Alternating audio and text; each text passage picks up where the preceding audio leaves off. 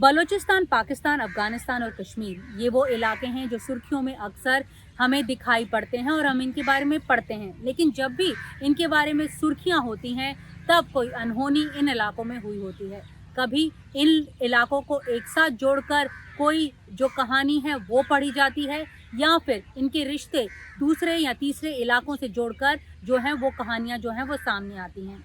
लेकिन जब भी कोई कहानी सामने आती है तब कोई अनहोनी हुई होती है, कोई इनकाउंटर हुआ होता है या फिर धमाका हुआ होता है।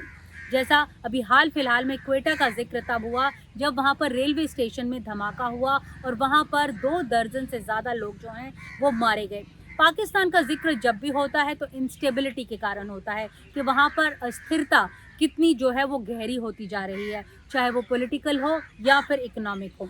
अफ़गानिस्तान का जब जिक्र आता है तब उसका जिक्र ज़्यादातर ऐसे बारे में आता है कि वहाँ से जो हथियार हैं वो किस तरह से बलूचिस्तान, पाकिस्तान और अब जो हैं वो कश्मीर भी पहुँच रहे हैं।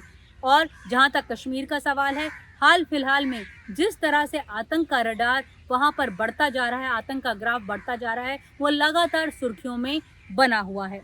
नमस्कार दोस्तों, एनडीटीवी इंडिया के यूट्यूब चैनल पर आपका स्वागत है। नीता के रडार पर आज हम इन्हीं बातों के ऊपर डिस्कशन करेंगे और साथ में चर्चा करेंगे कि दिल्ली के लिए ये सारे जो बलूचिस्तान, पाकिस्तान, अफ़गानिस्तान और कश्मीर किस तरह से एक सरदर्द बन गया है और इनका क्या रिश्ता है एक का दूसरे के साथ और क्या इनके बीच में कनेक्शंस हैं। हम इन बिंदुओं को जोड़ने की कोशिश करेंगे और आपको समझाने की कोशिश करेंगे कि इनका दूसरों के साथ कनेक्शन क्या है।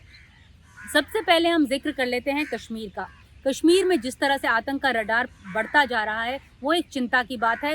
दिल्ली जो है वो सकपकाई हुई है।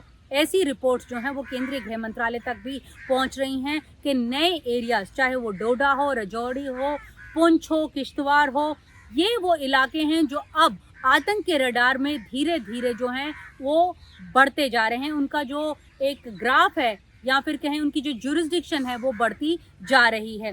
पाकिस्तान जो है वो इन इलाकों में जो है वो अब ज़्यादा आतंकी कार्रवाई कर रहा है। जो एक असेसमेंट है दिल्ली की, उसका ये कहना है कि ये शायद इसलिए हो रहा है कि पाकिस्तान जो है वो नोइंगली हिंदू डोमिनेटेड एरियाज़ में अब जो है इस तरह की आतंकी कार्रवाई को ज़्यादा बढ़ावा दे रहा है। उसके पीछे एक जो है पाकिस्तान का गेम प्लान है। बिल्डअप की अगर हम बात करें तो जो सुरक्षा एजेंसियां हैं उनका कहना है कि जो बिल्डअप है इन इलाकों में, खासकर आतंक का जो बिल्डअप है, पिछले 4 से 5 साल से हो रहा था, लेकिन कई कारणों के कारण हम लोग इसे जो है वो नज़रअंदाज कर रहे थे। यही वजह है कि आज जो हम हालत देख रहे हैं इन इलाकों में, उसकी वजह यही है कि पिछले 4-5 सालों में इन इलाकों में जो है वो सही तरीके से काम नहीं हुआ। फोकस जो है सिक्योरिटी सर्विलेंस जो है वो वहाँ पर नहीं बनाई गई। यही वजह है कि अब हम देख रहे हैं कि सिक्योरिटी फोर्सेस की मारे जाने की तादाद इन इलाकों में लगातार बढ़ती जा रही है। लगातार इन एरियाज़ में जो है वो इजाफा होता जा रहा है। यही नहीं, टेररिस्ट इनिशिएटेड इनकाउंटर्स की अगर हम बात करें तो इन इलाकों में अब ज़्यादा हो रही हैं। एम्बुशेस जो हैं वो ज़्यादा हो रही हैं। किश्तवाड़ की हम बात करें, किश्तवाड़ अभी एक ताज़ा मिसाल है क्योंकि अभी 2 दिन पहले ही वहाँ पर जो है वो इनकाउंटर जो है वो शुरू हुआ था। अब निकल कर सामने आ रहा है कि हो सकता है कि ये भी एक एम्बुश हो। 3 से 4 जवान जो थे हमारे घायल हुए थे, उनमें से एक जो है वो शहीद भी हो गया, जिसकी कंफर्मेशन जो है वो आर्मी भी कर चुकी है। दिल्ली की ये असेसमेंट है कि ये इलाके जो हैं अब आने वाले दिनों में यहाँ पर जो है इस तरह की कार्रवाइयाँ जो हैं वो ज़्यादा होंगी, इस करके सतर्क रहने की ज़रूरत है। ये दिल्ली का असेसमेंट है। दूसरा एक असेसमेंट उनका ये है इन्फिल्ट्रेशन को लेकर। उनका ये कहना है कि ये जो अभी हम एक देख रहे हैं कि ज़्यादा इस तरह के जो इंसिडेंट्स इसलिए हो रहे हैं क्योंकि पिछले कुछ महीनों में, बात करें अगस्त या सितंबर की, तो अगस्त और सितंबर के महीनों में इन्फिल्ट्रेशन जो है वो इन इलाकों में ज़्यादा हुआ है। और अब क्योंकि सितंबर के बाद अब 2 महीने हो गए हैं, तो जो आतंकी इन्फिल्ट्रेट कर यहाँ आए थे वो अपर रीचेस में उन्होंने अपने आप को स्टेबलाइज कर लिया है। और स्टेबलाइज करने के बाद वो जब चाहे स्ट्राइक एट विल करते हैं, सुरक्षा बलों पर उन पे एक एम्बुश लगाते हैं, जिसके चलते हमारे जवानों के मारे जाने की तादाद जो है वो बढ़ती जा रही है क्योंकि उनके पास टैक्टिकल एडवांटेज होता है, हाइट का एडवांटेज होता है। और किश्तवाड़ वाले जो हमने अभी देखा, जो इनकाउंटर अभी भी चल रहा है, उसमें भी टैक्टिकल एडवांटेज जो है वो आतंकियों के पास था, और जो टेरेन है वो बहुत मुश्किल था, जिसके चलते हमारे जो 4 जवान हैं वो शहीद हुए हैं। तो ये एक इन्फिल्ट्रेशन जो है वो पिछले 2-3 महीने से लगातार जो है वो हो रही है। साथ में एक असेसमेंट ये भी है कि अब जो है, पहले होता था कि किसी महीने में ज़्यादा इन्फिल्ट्रेशन होती थी और किसी महीने में कम होती थी, लेकिन अब क्योंकि पाकिस्तान जो है वो लगातार जो है वो जो आतंकियों के भेजने का सिलसिला है उसमें रोकथाम नहीं कर रहा है, तो इसलिए इन्फिल्ट्रेशन ऑल ईयर थ्रू हो रही है। अभी जो ताज़ा जो जानकारियां निकल कर सामने आ रही है, यानी अक्टूबर और नवंबर में जो इन्फिल्ट्रेशन के केसेस सामने निकल कर आए हैं, वो लोलाब वैली में आए हैं, बांदीपुरा इलाके में आए हैं। ये भी सामने आ रहा है, जो हमारी एजेंसीज इस तरह के इंटरसेप्शंस करती हैं, उनका ये कहना है कि जो लॉन्च पैड्स हैं उनमें कम से कम 50 से 60 आतंकी अभी भी ऐसे बैठे हुए हैं जो इन्फिल्ट्रेट करने के लिए तैयार हैं। यही नहीं, इससे भी ज़्यादा खतरनाक बात ये भी सामने आई है, जो खुद आर्मी ने इस बात का जिक्र भी किया है कि कई लोग जो हैं यहाँ से पहले एक्सफिल्ट्रेट होकर, यानी यहाँ से पहले पाकिस्तान गए, पाकिस्तान में उन्होंने ट्रेनिंग ली और फिर अब वो वापस भारत आ गए हैं और इस तरह की गतिविधियों को अंजाम दे रहे हैं। जो रिपोर्ट्स दिल्ली तक पहुँच रही हैं उनमें ये भी जिक्र आया है कि जो आतंकी हैं ये बैटल हार्डन्ड हैं, हाईली ट्रेंड हैं, लेकिन एक जो दिलचस्प बात है वो ये कह रहे हैं कि जो वहाँ के आसपास के लोग हैं उनका कहना है कि जब वो उनसे बात करते तो जो उनका एक डायलेक्ट है, जो उनकी एक ज़ुबान है, उसमें वो उर्दू नहीं बोल रहे हैं बल्कि कोई और भाषा बोल रहे हैं। अखनूर में भी ये जो एक इंसिडेंट हुआ था, जहाँ पर भी एक हमला हुआ था, उसमें भी ये बात सामने आई थी। यही वजह है कि दिल्ली का मानना है कि अफ़गानिस्तान कनेक्शन जो है वो कश्मीर से जुड़ता हुआ जा रहा है, कि कई बैटल हार्डन, बैटल ट्रेंड जो मुजाहिद्स हैं, चाहे उन्होंने अफ़गानिस्तान में ट्रेनिंग ली हो या वहाँ पर जो है कार्रवाई की हो, वो जो हैं वो अब घाटी तक पहुँच गए हैं। ये एक बहुत बड़ी चिंता की बात है दिल्ली के लिए, जिसके ऊपर लगातार जो है विमर्श हो रहा है, चिंता जताई जा रही है और लगातार मीटिंग्स हो रही हैं। दूसरी, अफ़गानिस्तान से जो लिंक निकल कर सामने आ रहा है वो वेपन्स को लेकर जो है वो सामने आ रहा है।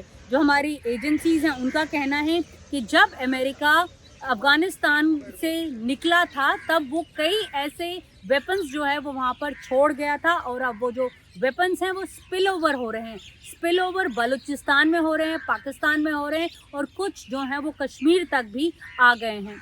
कई रिकवरीज जो हैं वो इसकी ओर इशारा कर रही हैं। MP4 राइफल्स जो हैं हमारे इनकाउंटर्स में हमारे जो सुरक्षा कर्मी हैं उन्हें मिली हैं, जिसके चलते ये बोला जा रहा है कि जो मुजाहिद्स हैं न सिर्फ अफ़गानिस्तान में बैटल ट्रेंड हैं, बल्कि जो इनके पास असला, गोला बारूद है वो भी वहाँ से उनका जो वो लेकर हैं वो आए हैं।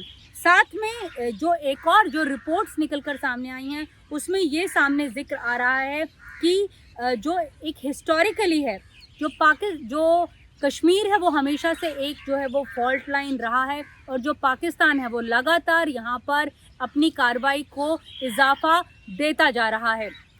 जैसा कि हम चर्चा बार बार कर चुके हैं, नीता के रडार पर भी हमने कई बार इसके ऊपर चर्चा की है कि जो एक इनर कॉन्फ्लिक्ट पाकिस्तान में हम देख रहे हैं उसी का नतीजा है कि जो उसका स्पिल ओवर है वो अब हम कश्मीर रीजन में भी देख रहे हैं।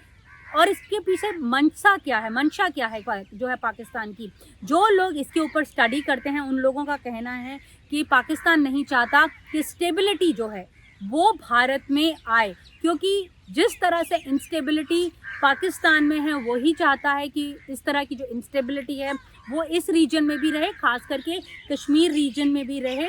और इलेक्शंस में जो इंडिया ने एक गेन हासिल किया था, एक बढ़त हासिल की थी, एक इंटरनेशनल एक कहें कि एक मान्यता प्राप्त की थी, उसे वो ख़त्म करने की कोशिश जो है वो पाकिस्तान लगातार कर रहा है। यही वजह है कि जो वो आतंकी भी भेज रहा है वो बैटल हार्डन है। एक और जो दिलचस्प बात जो एक दिल्ली की नज़र में भी आई है, जो हमारे सूत्र हैं वो हमें बता रहे हैं कि किस तरह से पाकिस्तान जो है अपनी बंदिशों में जो कर्ब्स हैं उसके ऊपर लगाए गए, चाहे वो FATF के लिहाज से लगाए गए हों या फिर दूसरी इंटरनेशनल ऑर्गेनाइजेशंस के लिहाज से लगाए गए हों, वो किस तरह से इनसे बच रहा है।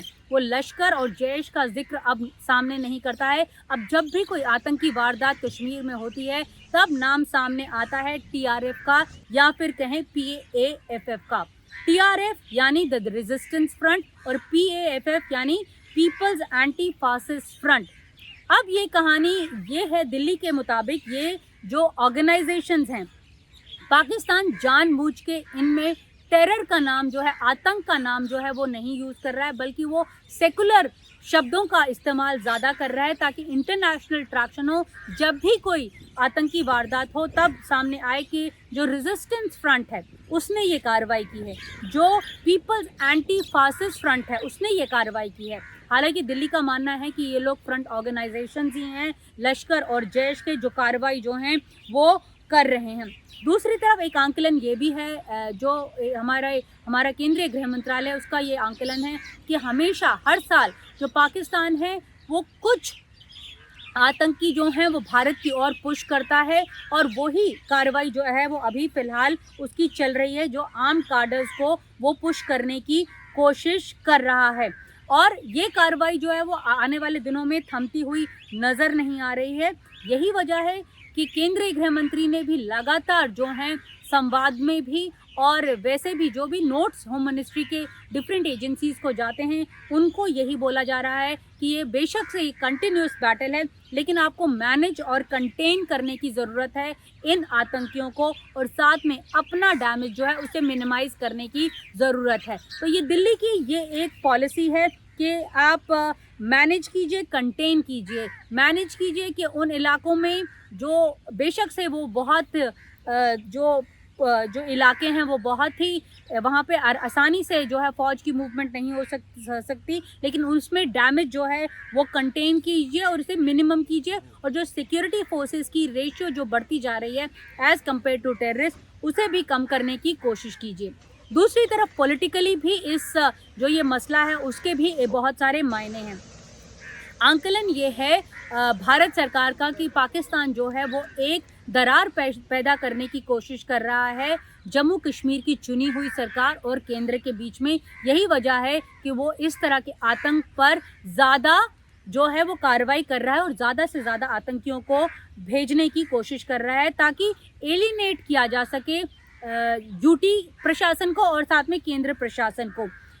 साथ में ये भी बोला जा रहा है कि जो एक रिकन्सिलिएशन प्रोसेस जो केंद्र ने शुरू किया था इलेक्शंस के बाद, ये जो रिकन्सिलिएशन प्रोसेस है केंद्र चाहता है कि केंद्र आगे जो है इसकी पहल और आगे बढ़ाना चाहता है। लेकिन जिस तरह से हमने हाल फिलहाल में जम्मू कश्मीर की असेंबली में जिस तरह के दृश्य देखे थे धारा 370 को लेकर, जिस तरह से एमएलएज के बीच में हाथापाई हुई थी, वो बहुत ही जो है एक शर्मनाक वारदात थी, क्योंकि वो तब हो रहा था जब जम्मू कश्मीर में आतंक का ग्राफ बढ़ता जा रहा था। किश्तवाड़ में हमने देखा था कि 2 विलेज डिफेंस गार्ड्स को किडनैप कर लिया था, लेकिन बावजूद इसके कि वहाँ के जो नुमाइंदे थे वो इस तरह की हरकतें वहाँ पर कर रहे थे। तो ये माना जा रहा है कि जो पॉलिटिकल एनालिसिस हैं उनका ये माना जा रहा है कि कहीं ये सब जो 370 के हमने जो दृश्य देखे थे जम्मू कश्मीर में, वो सब कार्रवाई ये जो 2 स्टेट्स में इलेक्शंस हो रहे हैं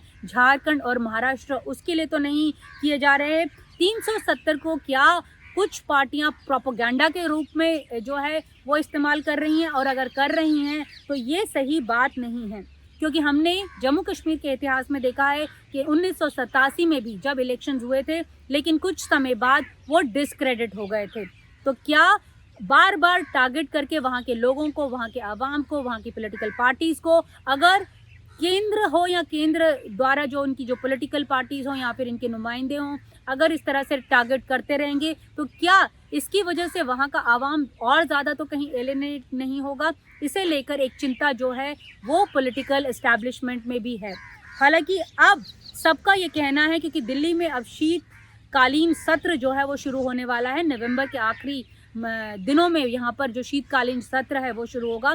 सब चाहते हैं कि ये जो समस्या है इसके ऊपर चर्चा कम से कम पार्लियामेंट में हो, और साथ में इसके ऊपर भी चर्चा हो कि क्या जम्मू कश्मीर के राज्य का दर्जा जो है वो बहाल किया जाएगा या नहीं किया जाएगा।